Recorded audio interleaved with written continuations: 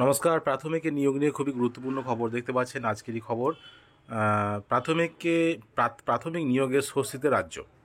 গতকাল যে ঘটনাটা ঘটেছিল, বৃহস্পতিবার সুপ্রিম কোর্টের রায়ে প্রায় 26,000 শিক্ষক ও শিক্ষাকর্মীর চাকরি বাতিল হয়েছে। পরদিনই প্রাথমিক নিয়োগ মামলায় সুপ্রিম কোর্ট স্বস্তি দিল রাজ্যকে। প্রাথমিকের ডিএলএড মামলায়, যেমন 20-22 ডিএল, যেটা হাইকোর্টের তৎকালীন বিচারপতি অভিজিৎ গঙ্গোপাধ্যায় রায় বহাল রাখল সুপ্রিম কোর্ট। কলকাতা হাইকোর্টের ডিভিশন বেঞ্চের রায় খারিজ করে দিল শীর্ষ আদালত।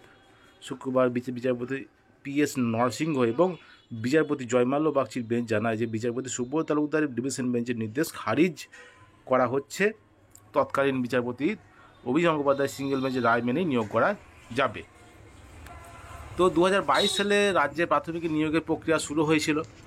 11,765 শূন্যপদে শিক্ষক নিয়োগের বিজ্ঞপ্তি প্রকাশ করে প্রাথমিক শিক্ষা পর্ষদ। সেই বিজ্ঞপ্তি বলা হয় যে টেট উত্তীর্ণ এবং প্রশিক্ষণপ্রাপ্ত ডিএলএড প্রার্থীরা আবেদন করতে পারবেন। সেই সঙ্গে ডিএলএড কোর্সে যারা প্রশিক্ষণরত তথা প্রথম বর্ষে উত্তীর্ণ হয়েছেন তারাও আবেদন করতে পারবেন।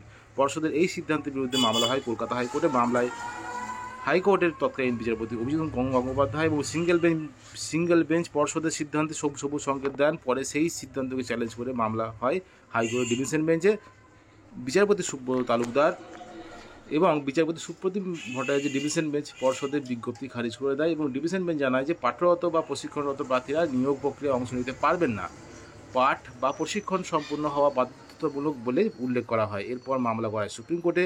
শুক্রবার সুপ্রিম কোর্ট রায় দিল যে 2022 সালে প্রাথমিক নিয়োগে অংশ নিতে পারবেন ডিএলএড কোর্সে প্রশিক্ষণরত প্রথম বর্ষের উত্তীর্ণরাও।